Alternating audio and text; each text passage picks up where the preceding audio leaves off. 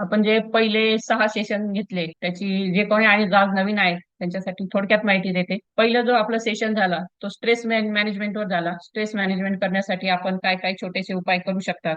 तर ती एक एक्सरसाइज पण सगळ्यांना दिलेली होती. रोज करायचं एक टास्क होतं ते आय होप सर्वजण करत असतील. दुसरं जे होतं आपलं इमोशनल हेल्थ चांगली ठेवण्यासाठी हसणं किती महत्वाचं आहे हे आपण बोललो होतो. त्यानंतर तिसऱ्या सेशन मध्ये आपलं ग्रॅटिट्यूड फिलिंग म्हणजे आभार व्यक्त करणं का गरजेचं आहे आणि आभार व्यक्त केल्यामुळं आपलं फिजिकल आणि माइंडच्या लेवलवर काय काय चेंजेस होतात ते आपण बघितलेलं. चौथं जे होतं आपलं सनलाईटचं आपल्या आयुष्यामध्ये किती महत्व आहे तर ते सनलाईटचं महत्व आपण बघितलं. सनलाईटमुळं आपल्या झोपेवर कसा परिणाम होतो, आपल्या बोन्स हेल्थवर कसा परिणाम होतो, आपली डी विटॅमिन कमी असेल तर काय होतं हे सगळं आपण चौथ्या सेशन मध्ये बघितलं. पाचवं सेशन जे होतं ते आपलं मेडिटेशनवर होतं. मेडिटेशन हे ब्रेन डिटॉक्सिफिकेशनचं काम करत असतं आणि आपल्या ब्रेन मध्ये कसे चेंजेस होतात आणि आपली ओव्हरऑल हेल्थ चांगली ठेवण्यासाठी मेडिटेशन कसं उपयोगी आहे हे आपण सगळं बघितलं. सहावा जो सेशन होता आपला कालचा तर तो स्लीपवर होता. स्लीप किती महत्वाची आहे, झोपणं किती महत्वाचं आहे, एक क्वालिटी स्लीप आणि क्वांटिटी स्लीप 7 ते 8 तासाची गाढ झोप किती महत्वाची आहे आणि ती झोप जर मिळाली नाही तर शरीरावर काय साईड इफेक्ट होतात त्याचे हे सुद्धा आपण बघितलं. आता जो आपला सातवाच टॉपिक आहे तर सातव्या टॉपिक अगदी सोपं आहे. ब्रीदिंग ज्याच्याकडे आपण पूर्णपणे दुर्लक्ष करतो परंतु हे ब्रीदिंग सुद्धा जर आपण रॉंग पद्धतीने घेतलं तर त्याचे काय परिणाम होतात आणि प्रॉपर डीप ब्रीदिंग जेव्हा आपण करतो तर त्याचा आपल्या शरीरावर काय चांगले परिणाम होतात तर हे आज आपण थोडक्यात बघणार आहोत. यावर ऍक्च्युली आपण या अगोदर एक सेशन छोटस घेतलेलं होतं. परंतु ब्रीदिंग हे सुद्धा आपल्या हेल्थसाठी किती महत्वाचं आहे त्यासाठी 29 डेज मध्ये आपण हे ऍड केलेलं आहे.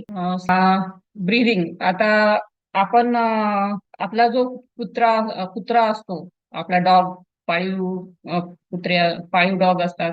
त्याचबरोबर रस्त्यावरचे डॉग तर त्यांचं लाईफ किती असतं, त्यांचं लाईफ असतं 10 ते 15 वर्ष, फार तर फार 15-16 वर्षांपर्यंत त्यांचं लाईफ स्पॅन असतं. आणि टॉर्टाईज जे आहे कासव कासव हे 100+, 100+ म्हणजे 150-200 अगदी 300-400 वर्षांपर्यंत सुद्धा जगू शकतं टॉर्टाईज. तर का असं असा फरक का पडतो की डॉगचं लाईफ स्पॅन कमी आहे आणि टॉर्टाईजचं जास्त आहे, म्हणजे कासवाचं जास्त आहे. तर याचं महत्वाचं कारण आहे डॉग जो आहे तर तो एका मिनिटामध्ये 24 ते 25 वेळा श्वास घेत असतो आणि टॉर्टाईज जो आहे तर तो एका मिनिटामध्ये 4 ते 5 वेळा ब्रिदिंग करत असतो म्हणजे श्वास घेत असतो. तर हा फरक आहे दोघांच्या ब्रिदिंग पॅटर्न मध्ये. जेव्हा जास्त एका मिनिटामध्ये जास्त ब्रिदिंग म्हणजे लाईफ स्पॅन कमी असतो तिथं आणि जास्त जेव्हा एका मिनिटामध्ये आपलं कमीत कमी वेळा आपण ब्रिदिंग करतो तर तेव्हा लाईफ स्पॅन हा जास्त असतो. तर असं म्हटलं जातं की deep breaths are love notes to yourself. म्हणजे जेव्हा आपण डीप ब्रीदिंग करतो तेव्हा आपण एक स्वतःवर प्रेम करतो असं म्हणायला हरकत नाही. तर डीप ब्रीदिंग जी आहे ती माणसाची किती आहे, माणूस जवळपास 16-17 वेळा दिवसभरामध्ये आपलं ब्रीदिंग दिवसभरामध्ये प्रत्येक मिनिटाला आपलं जे ब्रीदिंग आहे तर ते जवळपास 16 ते 17 एका मिनिटामध्ये 16 ते 17 वेळा होत असतं. आणि किती व्हायला पाहिजे, आयडियल किती असायला पाहिजे तर पर मिनिट जर 7 ते 8 वेळात जर आपलं ब्रीदिंग झालं तर आपण एकदम हेल्दी लाईफ जगू शकतो. म्हणजे किती फरक पडतो, जवळपास 10 वेळा आपण जास्त वेळा ब्रीदिंग करतो. ब्रीदिंग कमी करायचंय म्हणजे श्वास ऑक्सिजन कमी जाणार आहे का तर नाही, आपल्याला डीप ब्रीदिंग करायचंय. आपल्याला डीप ब्रीदिंग मध्ये आपला ऑक्सिजन आपला जो आहे तो आपण जास्त घेणार आहे, जास्त एअर आपण कंझ्युम करणार आहोत आणि त्यामुळे शरीराच्या प्रत्येक पेशीला ऑक्सिजन हा जास्त प्रमाणात मिळणार आहे.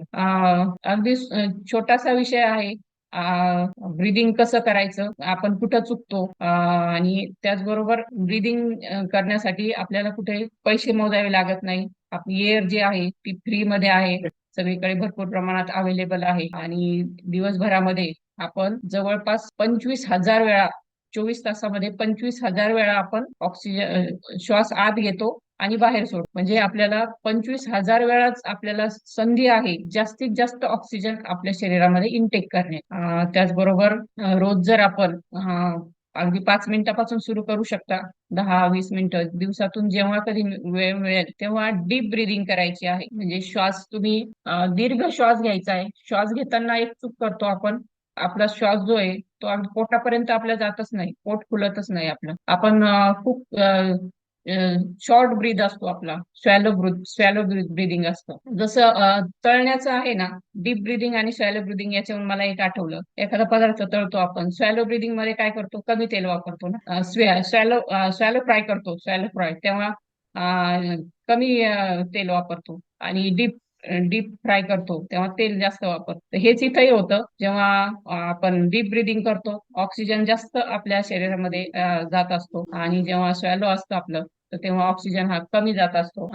तर प्रत्येकाने जर एक थोडासा वेळ दिला, आणि अगदी जाणीवपूर्वक जर आपल्या श्वासावर लक्ष केंद्रित केलं, ब्रीदिंग आपलं कसं होतंय, छातीत वरच्यावर अर्धवट होतंय की अगदी पोटापर्यंत आपला श्वास जातोय, तर ते बघायला पाहिजे. श्वास घेताना आपलं जे पोट आहे ते फुललं पाहिजे. तुम्ही आता सुद्धा लगेच प्रॅक्टिस करून बघू शकता की आपलं श्वास घेताना आपलं पोट फुगतंय का. जेव्हा आपलं पोट फुगतंय तेव्हा असं समजायचं की पूर्ण आपलं फुफ्फुसामध्ये ऑक्सिजन हा भरला जातो. तर अशा पद्धतीने डीप ब्रिदिंग करणं गरजेचं आहे. अगदी कॉन्शियसली, जसं माइंडफुल इटिंग महत्वाचं आहे, तसंच माइंडफुल ब्रिदिंग सुद्धा महत्वाचं आहे. केव्हा श्वास आत जातोय केव्हा बाहेर जातोय याकडे थोडंसं लक्ष दिलं तर नक्कीच आपलं जे हेल्थ आहे ती चेंज होणार आहे.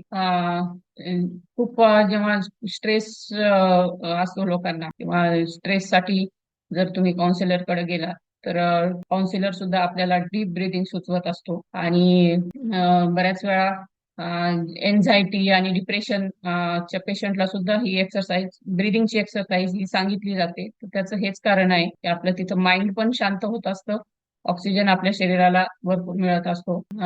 जेव्हा आपण स्वॅलो ब्रिदिंग करतो, शॉर्ट ब्रीथ करतो, आपल्याला म्हणजे वरच्यावरच आपला श्वास अर्धवटच भरला जातो आपल्या फुफ्फुसामध्ये, तर तेव्हा आपलं डायजेशन प्रॉपर होत नाही.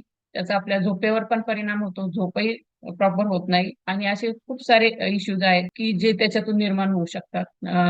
त्याचबरोबर आपलं जे फोकस आहे रोजच्या कामावरचा, तो सुद्धा आपला वाढणार आहे जेव्हा आपण डीप ब्रिदिंग करतो. आता आपण जेव्हा आपली पुअर ब्रिदिंग असते, म्हणजे शॅलो ब्रिदिंग असते, आपण छोटा श्वास घेतो, पूर्ण फुफ्फुसभर आपला श्वास जात नाही, तर तेव्हा काय त्याचे इफेक्ट होतात आपल्या शरीरावर. तर आपली इम्युनिटी कमी असते, इम्युनिटी कमी होते त्यामुळं, कारण ऑक्सिजन शरीरात कमी जातो, कमी एनर्जी शरीरामध्ये रिलीज होत असते. त्याचबरोबर ब्रेन फंक्शनवर सुद्धा ऑक्सिजन कमी घेण्याचा परिणाम होत असतो. त्यामुळे जेव्हा आपली ब्रीदिंग पुअर असते, तर तेव्हा ब्रेन फंक्शन पण त्यामुळे अफेक्ट होत असतं. त्याचबरोबर आपली जी मेमरी आहे त्याच्यावर सुद्धा परिणाम होत असतो. जेव्हा आपण आता अजून एक हे आहे, नाकाने श्वास घेतोय आपण की तोंडाने श्वास घेतोय, हे पण महत्वाचं आहे. जेव्हा आपण नाकाने श्वास घेत असतो तेव्हा आपली ब्रेनची मेमरी जी आहे ती चांगली होत असते. बऱ्याच वेळा काही लोकांना सवय असते रात्रीच्या वेळी तोंड उघडं ठेवून तोंडाने श्वास घेतला जातो. तोंडाने श्वास घेण्याचे अजून काही तोटे आहेत की जे की जसं की फिल्ट्रेशन होत नाही नाकामधून. जसं फिल्ट्रेशन होतं, बॅक्टेरिया किंवा धूळ वगैरे सगळी नाकामध्ये अडकली जाते आणि ती फुफ्फुसापर्यंत पोहोचत नाही. तोंडामधून जेव्हा आपण श्वास घेतो तेव्हा सगळं डिरेक्टली जातं, ते कुठेही गाळणी तिथून आत नसते. त्यामुळं नाकाने श्वास घेणं हे खूप चांगलं असतं. नाकाने श्वास घ्यायला पाहिजे. त्याचबरोबर मॅम हार्ट बिटिंग वर सुद्धा त्याचा परिणाम होत असतो. आपला हार्ट रेट जो आहे तो नेहमीपेक्षा कमी होतो. त्याचबरोबर ब्लड सर्क्युलेशन जे आहे ते सुद्धा प्रॉपर होत नाही. जेव्हा आपण शॉर्ट ब्रीदिंग करतो तेव्हा ब्लड सर्क्युलेशन हे प्रॉपरली होत नाही. आणि जेव्हा एखाद्याला नेहमीच अशी शॉर्ट ब्रीदिंगची सवय असते, तर त्याला हातापायाला मुंग्या येणं किंवा हातापायाची बधिरता असा सुद्धा इफेक्ट दिसू शकतो. तर हे आहे शॉर्ट ब्रीदिंग मुळे काय काय होऊ शकतं.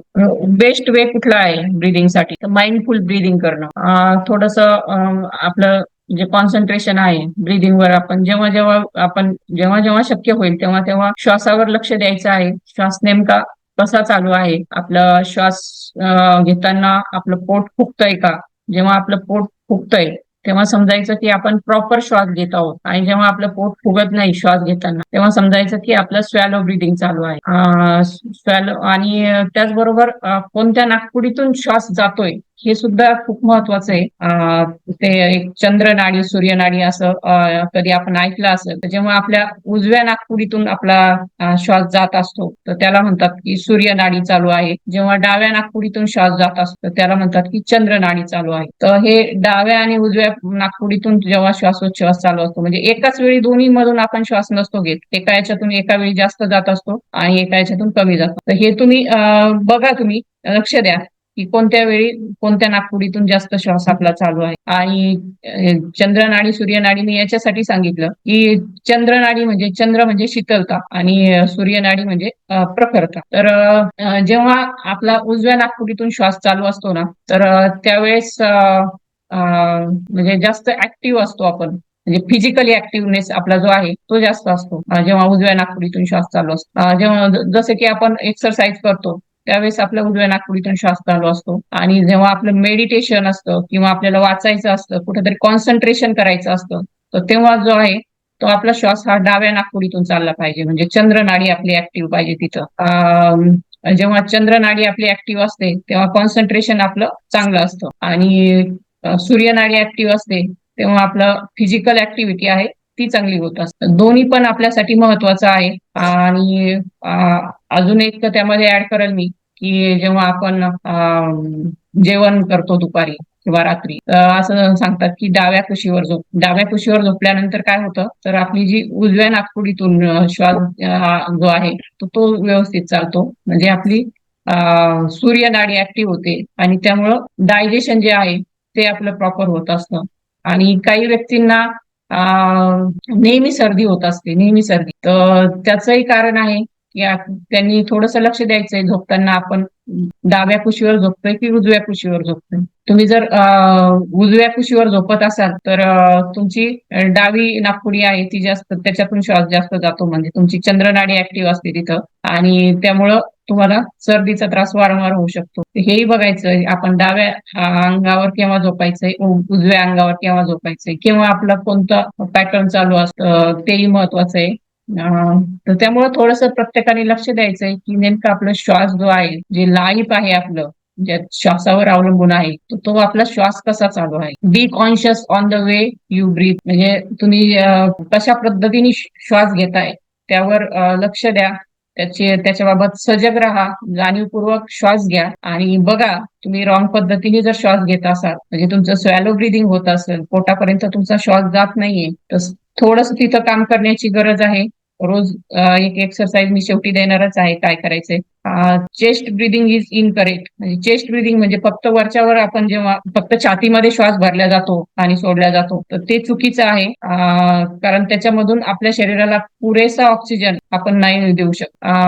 त्याचबरोबर शॉर्ट ब्रिदिंग मुळे काय होतं की आपले जे मानेचा जो भाग आहे या भागामध्ये जास्त स्ट्रेस येतो, मान आणि शोल्डर या भागामध्ये स्ट्रेस येतो. आणि त्याचबरोबर आपलं पोश्चर जे आहे, आपण कसं बसतोय, ताट बसतोय की असं बाक काढून, पाठीला बाक काढून बसतोय, तर ते सुद्धा श्वासामध्ये महत्वाचं आहे. जेव्हा आपण सरळ बसतो, ताट बसतो, पाठ आपली सरळ असते, तर तेव्हा फुफ्फुसाचा जो भाग आहे तो असा जास्त विस्तारित होतो आणि त्यामुळं ब्रीदिंग करताना जास्त ऑक्सिजन आपला भरला जातो. जेव्हा आपण उघड काढून बसतोय, अगदी पाठ वाकून बसतोय, तर त्यावेळी तेवढी पुरेशी स्पेस आपल्या फुफ्फुसामध्ये निर्माण होत नाही की ज्यामुळं भरपूर ऑक्सिजन आपण भरू शकतो. आणि आपण बघा जेव्हा आपण मोबाईलवर असतो तर तेव्हा आपण ताट नसतो बसलेलो, असं थोडस तरी आपलं मान खाली गेलेली असते. आपलं जे पोश्चर असतं मोबाईल वर जेव्हा आपण असतो तेव्हा किंवा कुठल्याही स्क्रीनवर, लॅपटॉप वगैरेवर असं, तेव्हा आपलं जे पोश्चर आहे तर ते आपण करेक्ट करण्याचा प्रयत्न करायचा. ताट बसायचंय. जेव्हाही दिवसभरामध्ये आपण किंवा खुर्चीवर किंवा खूप वेळपर्यंत बसावं लागतं आपल्याला, आपलं आपलं बसणं जे आहे ताट असलं पाहिजे. चालतानाही आपण ताट चाललं पाहिजे. आपलं जे पोश्चर आहे तर ते सुद्धा महत्वाचं आहे ब्रीदिंग पॅटर्न मध्ये. आता शेवटचा पॉइंट मी जो सांगितला, belly breathing is what you should do, म्हणजे तुमचं लक्ष काय असलं पाहिजे आता इथून पुढं, की बेली ब्रीदिंग म्हणजे आपलं पोट फुगलं पाहिजे. श्वास घेताना आपल्या पोटापर्यंत तो गेला पाहिजे. पोट असं आपल्याला जाणवलं पाहिजे की आपलं श्वास घेताना आपलं पोट वर येतंय. लहान मुलाचं बघा, लहान मुलाचं ऑब्झर्वेशन केल्यानंतर तो श्वास घेतोय तर तेव्हा त्याचं पोट असं फुगत असतं. परंतु धावपळीच्या जीवनामध्ये रोजच्या याच्यामध्ये आपण हे सगळं कुठंतरी मिस केलंय आणि आपण स्वॅलो ब्रिदिंग करायला लागलो. जेव्हा आपण लहान होतो तेव्हा आपण बेली ब्रिदिंग करायचो. आणि नक्कीच आता आपली हेल्थ जर चांगली राहावी असं वाटत असेल प्रत्येकाला, तर प्रत्येकाने आपल्या श्वासाकडे थोडंसं लक्ष देणं गरजेचं आहे. कसं तुम्ही श्वास घेताय. आणि म्हणजे काही कंट्रीज ज्या अशा आहेत की तिथं ऑक्सिजन थेरपी, वेगवेगळ्या आजारांवर उपचार करण्यासाठी ऑक्सिजन थेरपी दिल्या जाते. ऑक्सिजन थेरपीचे बार आहेत तिथं. तिथं जाऊन लोक ऑक्सिजन थेरपी घेतात. कारण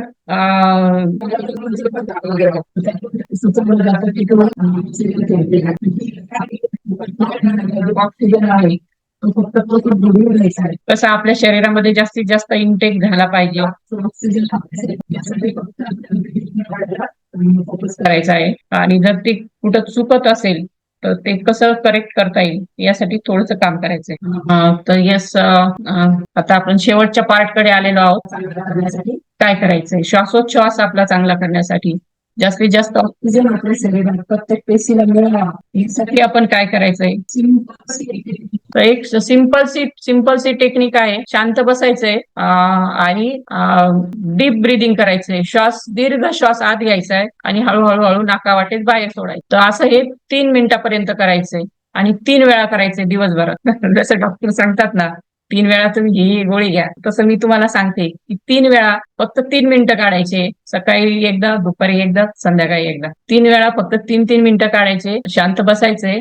डीप ब्रिदिंग करायचं. दीर्घ श्वास घ्यायचा आहे आणि हळूहळू नाकावाटे बाहेर सोडायचा आहे. दीर्घ श्वास घ्यायचा आहे, हळूहळू नाकावाटे बाहेर सोडायचा आहे. तुम्ही टाइम लावूनही करू शकता. सुरुवातीला नाही बसणं होणार, परंतु ट्राय करा. याचा आपल्या स्ट्रेस लेवलवर पण चांगला परिणाम होणार आहे. आणि त्याचबरोबर आपलं जे आरोग्य आहे ते सुद्धा इथं सुधारणार आहे. तर असं एक आजचं सिंपलचं टेक्निक आहे. विषय अगदी साधा आहे. श्वासावर काय बोलायचं, परंतु श्वास सुद्धा आपल्या आयुष्यामध्ये किती महत्वाचा आहे. आणि चुकीचे श्वास घेतल्यामुळं किंवा स्वॅलो ब्रिदिंग केल्यामुळं त्याचेही आपल्या शरीरावर कसे परिणाम होत असतात, तर हे आज आपण थोडक्यात बघितलंय. आणि जेव्हा आपण दीर्घ श्वास घ्यायला लागतो तर नक्कीच तिथं आपलं आयुष्य जे आहे ते वाढणार आहे. तर येस, आज माझ्याकडून एवढंच. थँक्यू. आणि शक्य झालं तर निसर्गामध्ये थोडस दारं खिडक्या ओपन करून किंवा जेव्हा आपण सकाळी सकाळी बाहेर पडतो तर बाहेरची जी हवा आहे शुद्ध आहे, भरपूर ऑक्सिजन आपल्याला मिळेल. तर नक्कीच ट्राय करा आजचं जे टेक्निक आहे छोटस. तर येस, माझ्याकडून आज एवढंच. Thank you so much.